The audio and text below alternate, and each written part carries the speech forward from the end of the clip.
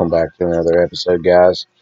In today's episode, we are going to be wiring up a touchscreen slash Bluetooth radio for James's truck. As you can see, there's the touchscreen and new speakers as well as an interface. Now, the interface it actually plugs into your factory wiring harness, so you don't have to cut or splice any wires from the factory harness. It just plugs straight into it, and then you wire up the wires from the radio to the interface so that if you ever decide you want to put the factory one back in it, being because you're selling the vehicle but you want to keep your aftermarket radio, then you can do so because you didn't cut any wires. Plus, it's a better way of doing it. You don't have some hack job bundle of wires just laying in your dash to cause a fire or start shorting things out. Um, so that's really the best way to go about doing it. It's the correct way, in my opinion, to do that. So on top of the radio, it's very blurry, but that is the diagram. It tells you what color wire is what, um, and on the wires themselves, they're also labeled what wire is what, and that's very useful when wiring to an interface harness because the interface harness also has a wiring diagram, which is this diagram right here.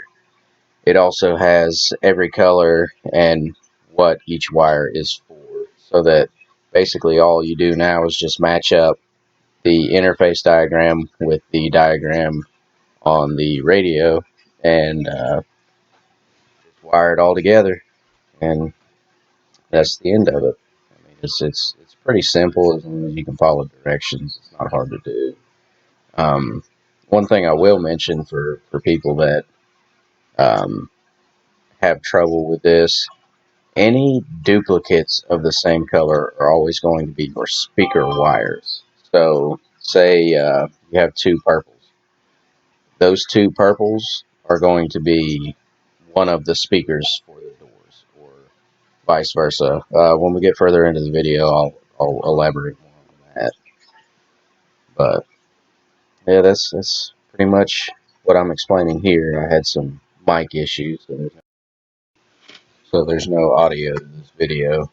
But here I am trying to get the interface diagram to focus, but it doesn't want to focus. It's kind of a pain. Had a lot of trouble with this camera. It did not want to record any audio. Did not want to focus on anything. It was just being a piece of poop. But basically, I'm just going over how the diagrams match up, and how you wire things correctly. Um, Now we'll go ahead and get you guys set up, get everything out of the way, and we'll go over a few more things before we get started, just so you guys understand how it works. So, all right, that black box right there is like a dinger box, is what I call it. Basically, the chime you get whenever you open your door or put your key in, the ding, ding, ding. That's what that is. Or if you don't put your seatbelt on, it's an annoying box. Now, on the other side of that, that plug-in that I just pointed at, that is for steering wheel controls. But this truck is not equipped with steering wheel controls, so that part is irrelevant. Um, let's see. I'm just going over the diagram, making sure everything matches up. Um, they're fairly simple. I mean, I wish it would focus so you guys could actually see it. So here I'm explaining that actually on the wire, it also is written what the wire is, so you can just match up the wording for the wires at the same time. You don't solely have to rely on colors. You can just match it up. Now those wires there, see how you have several different wires, but they're all the same color. You have two of each color. Those are the actual speaker wires, and those wires in my hand right now, those are the wires that actually wire into the radio and make it function, make it do what it's supposed to do.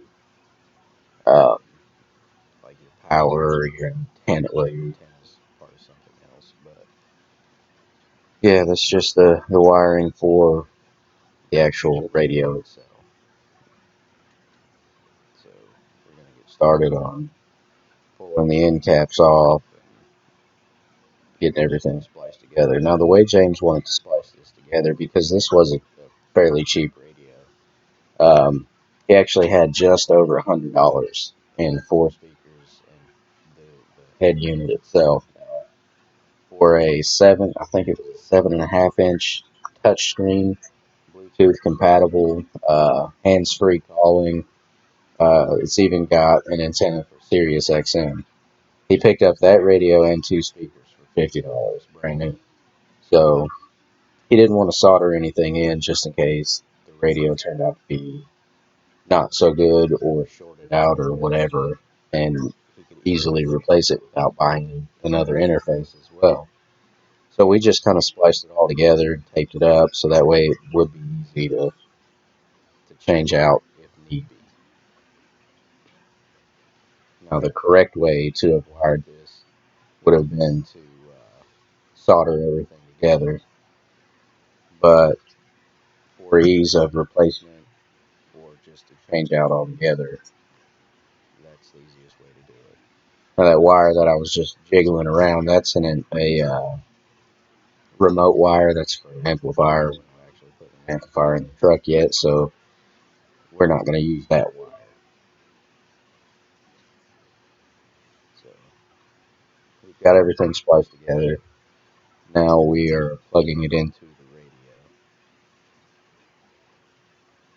Now there are a couple of clips where I used a different camera at the time that do have good audio. So we'll just go through it, and the spots that don't have any audio, I'll voice over, and the ones that do have audio won't have a voiceover. So just making sure everything is jiving correctly and everything plugs in right, and then we're gonna go take the radio out of the truck and put that one in and test it out. But you guys aren't gonna get to hear it because there's no audio until later on in the video.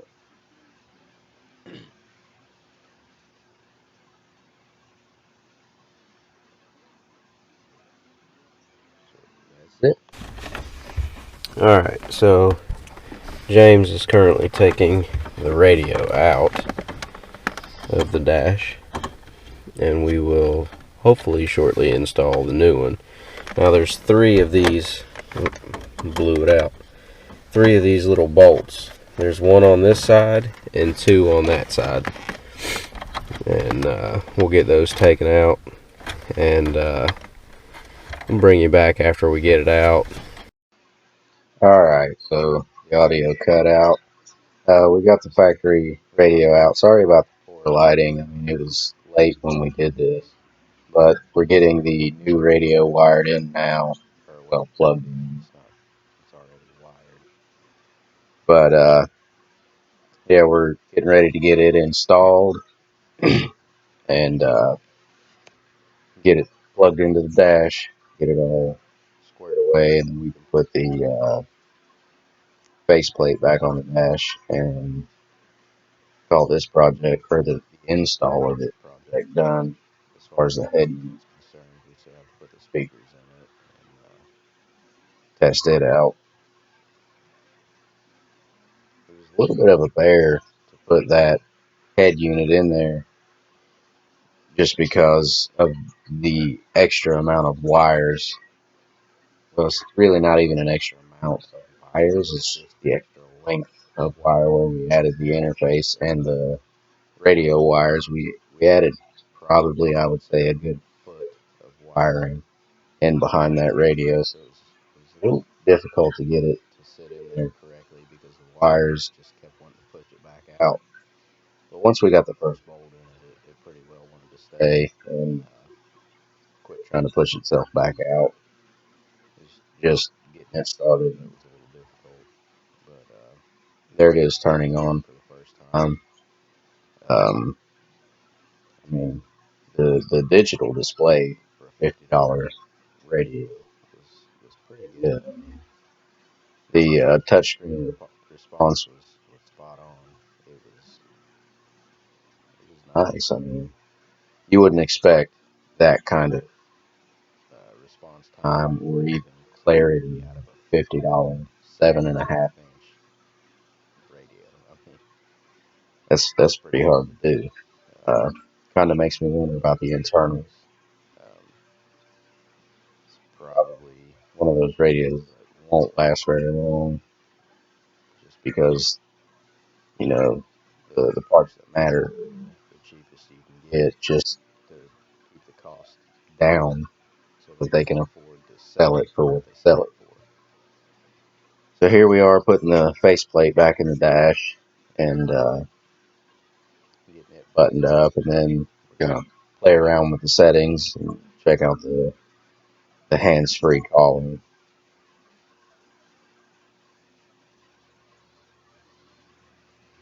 James and his Mardi Gras beads all in the way up top.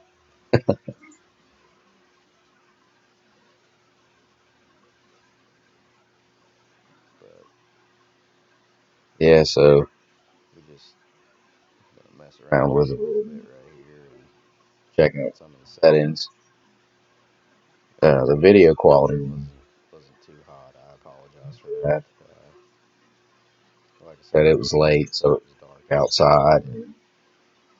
Uh, the radio or the camera doesn't really do good on low light situations. I've got a LED light mounted to it, but I mean, can only do so much.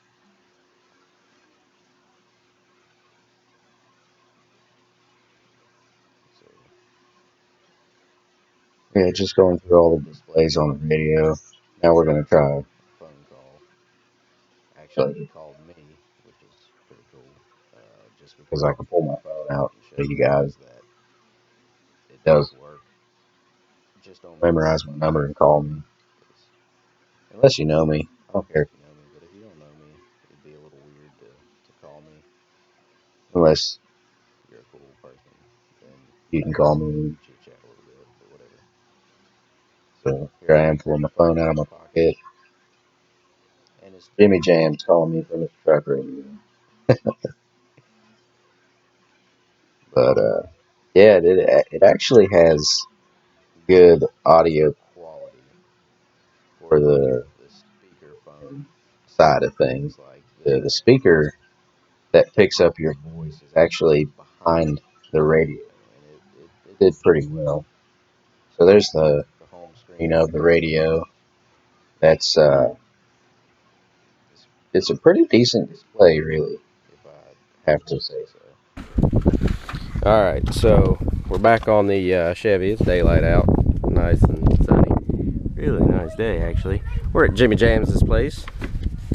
Old Jip Jams.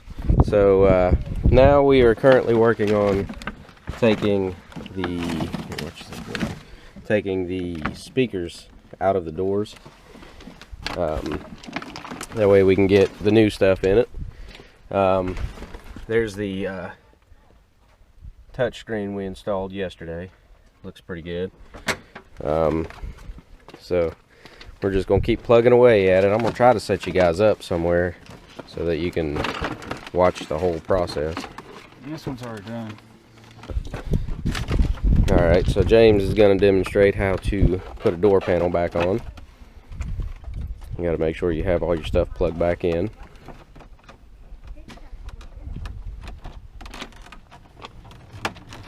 My main camera's dead, so we're on the GoPro right now, if you were wondering.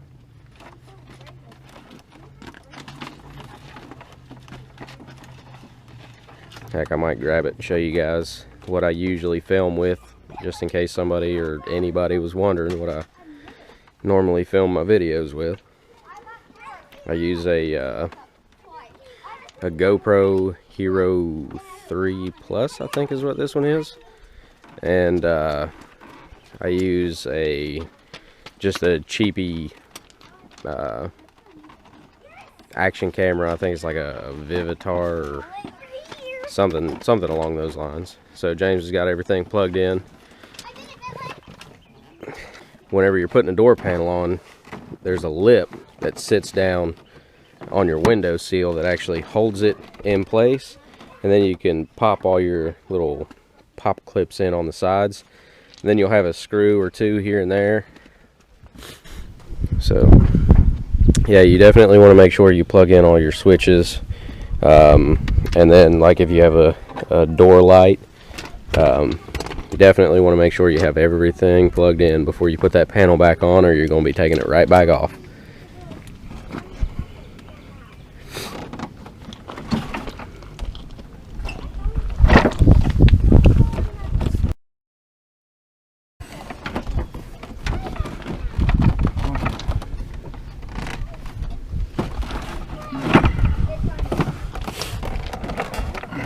So then you'll have miscellaneous screws or clips along the bottom.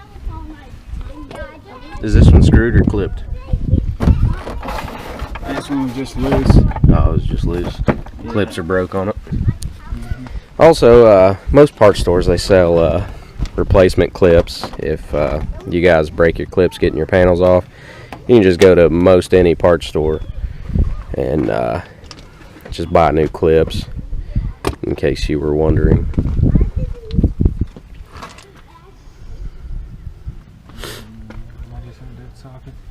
I really do like the quality of the video on this GoPro.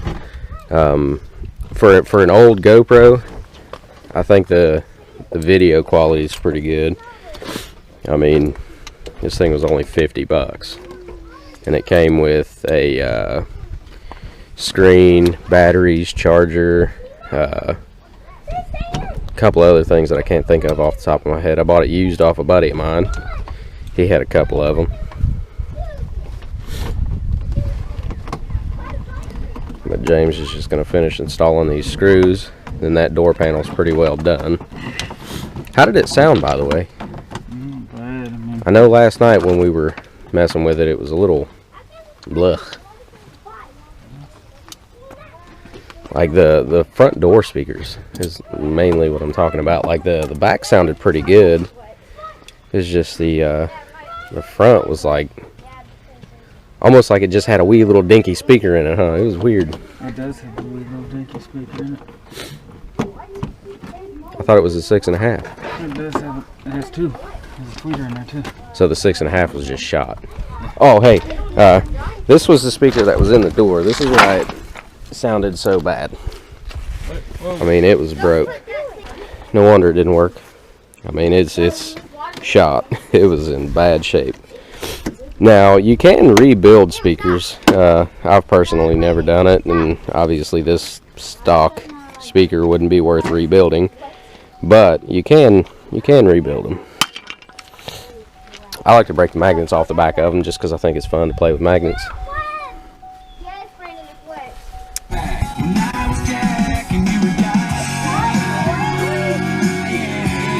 That's not bad.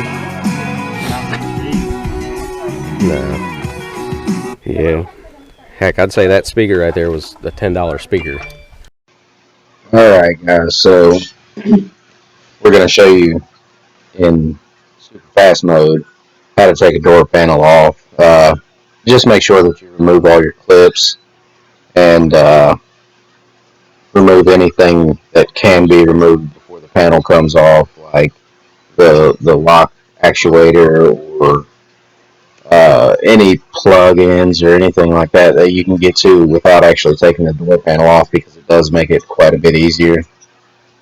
So once you have everything removed, then you can start to unclip the actual door panel, which is, in my opinion, the hardest part of getting the panel off, because the clips, I mean, they definitely serve their purpose. They're in there pretty good most of the time, unless they're broken. So that's what we're fighting with right now, getting all the clips freed up so we can remove the panel. Once we get the panel off, then we'll have to unplug everything that's attached to the panel. Alright, so we've got the panel coming off now. And now we can start unplugging things so we can move the panel completely out of the way and get started on pulling that old stock speaker out. Now, the passenger speaker was in better shape than the driver's speaker. I know I didn't show it on camera, but it wasn't all torn up and beat up like the driver's side was, but it still didn't work at all, um, which is weird. Usually, when you blow a speaker, it's crackly and rattly and just sounds bad. But these were just to the point where they didn't work at all. Um, so you can kind of catch a glimpse of it. That one wasn't completely torn up and junk, but there's a clip of the new speaker going in. Um, these speakers, the kit that James bought, I call it a kit, but it really wasn't a kit. It was just a radio that came with two speakers. But he paid $50 for the two speakers and the radio. So really, in my opinion, it was like a $30 radio and two $10 speakers. Like that's a really good deal for somebody on a budget that wants a decent sounding system. Um, Now I would base these speakers on a stock system. Like they're not over the top, but you're gonna get about the same sound as if it were a stock speaker. But for a $10 speaker, you can't really complain too much about that. Um, Plus, you also get an upgraded head unit. You get a 7.5-inch touchscreen with Bluetooth capability, Sirius XM, and hands-free calling. I mean, you can't complain about it. It's a really good deal for what it is. So if you're on a budget, I mean that's a great buy right there. So, and then the other two speakers, he said he paid like $40 something for the other two, and we ended up not using the other two speakers. He ended up taking those back because the speakers in the half doors were 6.5-inch oval speakers, not round, so we couldn't actually use those. So here we are putting the door panel back on, just lining up the clips, getting it all slid into place, getting it popped in. Then we'll put the hardware back in, and this job is done. Um, it's really not a hard job at all. It's just time consuming, really, more than anything, I would say. As long as you can follow directions and read, you're not going to have trouble putting something like this together. Um, so, thank you guys for watching. Um, Please like and subscribe or dislike if you don't like the video. I mean, I'm not against you guys disliking it, but if you do dislike it, leave a comment on how I can improve, how I can make things better. So, thanks again, guys, and we'll catch you in the next one.